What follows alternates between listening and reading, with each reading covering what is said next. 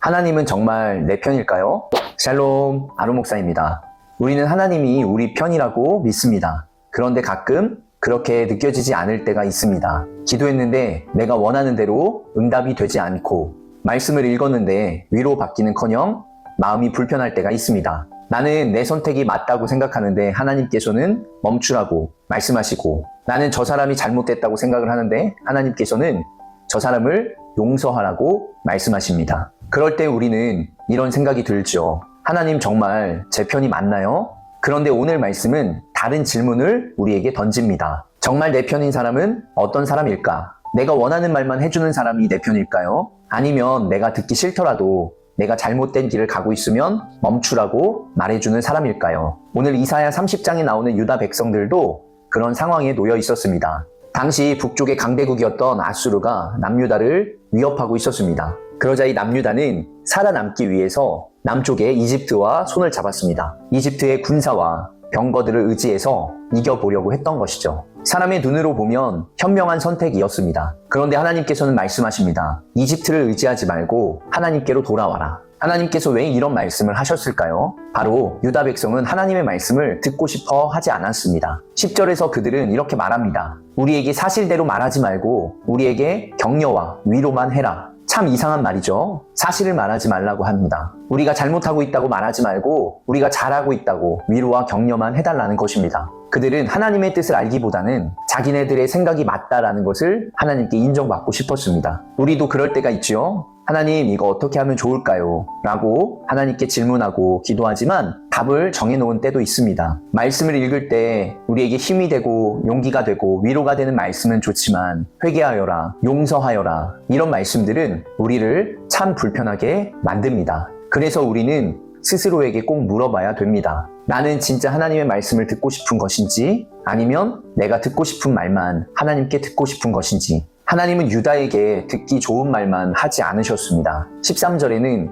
유다 백성을 금이 높게 간 성벽이라고 말합니다. 처음에는 작은 금처럼 보이지만, 그래서 괜찮을 수 있지만 이 금이 계속 벌어지고 커지면 성은 무너지게 됩니다. 유다 백성들은 이집트가 자신들을 지켜줄 것이라고 생각했습니다. 그러나 하나님은 너희들이 믿고 있는 이집트도 너희들을 지켜주지 못한다. 이렇게 말씀하신 데에는 그 이유가 있습니다. 15절인데요. 너희는 회개하고 마음을 편안하게 하여야 구원을 받을 것이며 잠잠하고 신뢰하여야 힘을 얻을 것이다. 하나님께서 원하시는 것은 유다의 멸망이 아니었습니다. 바로 하나님께로 돌아오는 것이었습니다. 이 위기 가운데에서 더 좋은 방법을 찾아봐라, 더 빠른 선택을 해라, 이게 아니었습니다. 단지 하나님께로 돌아오고 하나님을 신뢰하라. 하지만 유다 백성들은 16절에 말합니다. 아닙니다. 우리는 말을 타고 도망가겠습니다. 하나님께서는 돌아오라고 말씀하시는데 사람들은 더 빠른 말을 찾았습니다. 우리도 비슷하죠? 시험 결과가 불안하면 하나님을 의지하면서 내가 할 일을 하기보다는 눈앞에 쉬운 방법을 선택하고 싶을 때가 있습니다. 또한 친구와의 관계가 어려워지면 대화하고 화해하기보다는 그냥 차단해버리는 그런 방법을 선택할 수도 있습니다. 하지만 빠른 해결이 언제나 좋은 선택은 아닙니다. 중요한 것은 얼마나 빨리 가느냐보다 어느 방향으로 가는지가 중요합니다. 이제 처음 질문으로 돌아가 보도록 하겠습니다. 하나님은 내 편이 맞을까요? 예, 하나님은 우리의 편입니다. 하지만 하나님이 우리 편이라는 뜻은 하나님께서 우리의 모든 선택을 동의하신다라는 뜻은 아닙니다. 오히려 진짜 우리 편이기에 우리가 잘못된 길을 갈 때 멈추라고 하시는 것입니다. 그래서 때때로 하나님의 말씀은 우리를 불편하게 만드는 것이죠. 여러분이 하나님의 말씀을 읽다가 마음이 불편해졌을 때 바로 넘기려고 하지 않으셨으면 좋겠습니다. 그리고 그때 이렇게 물어보았으면 좋겠습니다. 하나님, 이 말씀을 통해 저에게 무엇을 말씀하시고자 하시나요? 어쩌면 내가 가장 듣기 싫은 말이 어쩌면 나에게 가장 필요한 말씀일 수 있습니다. 하나님은 우리를 불편하게 하시기 위해서 말씀하시는 분이 아니라 우리를 살리기 위해 말씀하시는 분이기 때문입니다. 오늘도 내가 듣고 싶은 말보다 내가 들어야 할 하나님의 말씀에 귀를 기울이고 그 말씀 앞에서 하나님께 돌아와 잠잠히 주님을 신뢰하는 여러분들이 되시길 소망합니다. 기도하겠습니다. 하나님, 우리가 하나님의 뜻을 것을 묻는다고 하면서도 내가 원하는 대답만 듣고 싶을 때가 많이 있었습니다. 나를 위로하는 말씀뿐만 아니라 나를 불편해하는 말씀도 내가 귀 기울이게 하여 주옵소서. 불안할 때 해결책만 찾는 것이 아니라 하나님께 돌아가게 하시고 내 생각보다 하나님을 더 신뢰하게 하여 주옵소서. 감사드리며 예수님의 이름으로 기도드립니다. 아멘. 우리 오늘 말씀 기억하면서 마커스 워십의 주만 의지에 함께 고백하도록 하겠습니다.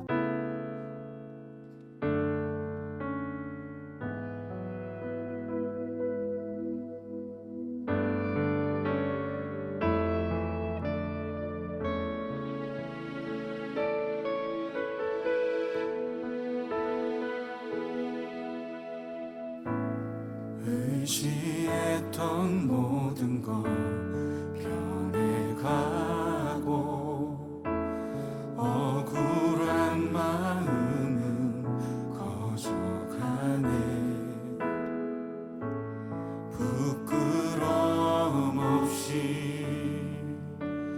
살고 싶은 마음 주님 아시네.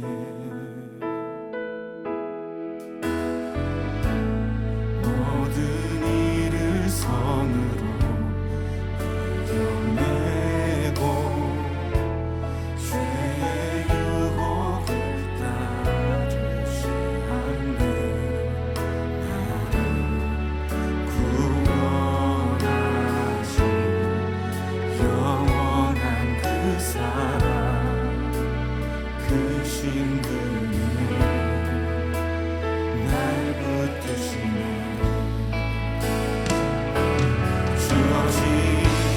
내 삶이 작게만 보여도 선하신 주 나를 이끄신 분의 중심을 보시는 주님만 따르네.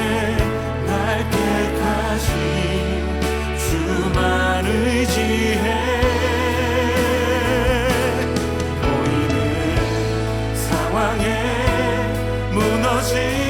무너질지라도 예수 능력이 나를 붙드네.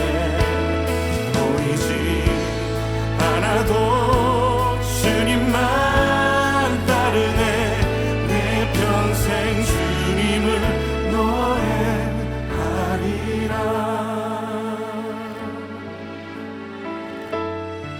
모든 일을 선으로 이겨내고 죄의 유혹을 따르지 않네. 나를 구원하신 영원한 그 사랑 그 신근에 날 붙드시네.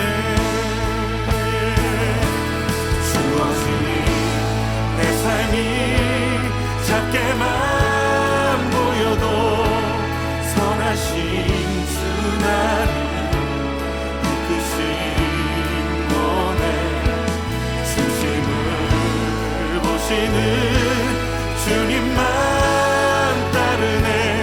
날 택하신 주만 의지해 보이는 상황에 무너질지라도 예수 능력이 나를 붙드네. 보이지 않아도 주님만 따르네. 내 평생 주님을 노래. 우리 다시 한번 고백합시다. 주어진 내 삶이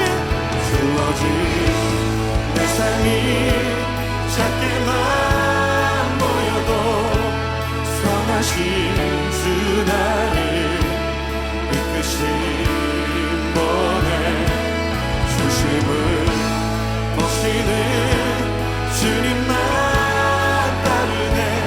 날 택하신 주만 의지해 보이는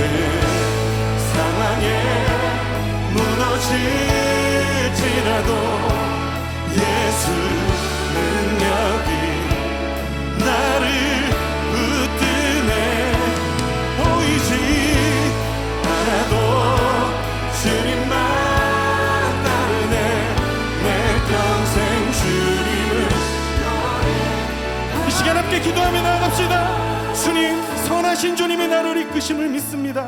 내 평생에 예수의 능력을 의지하며 예수의 이름을 높이고 날 택하신 예수의 소망으로 살고 예수 살아계심을 노래하는 자 되게 하여 주시옵소서. 우리 함께 기도하며 나아갑시다.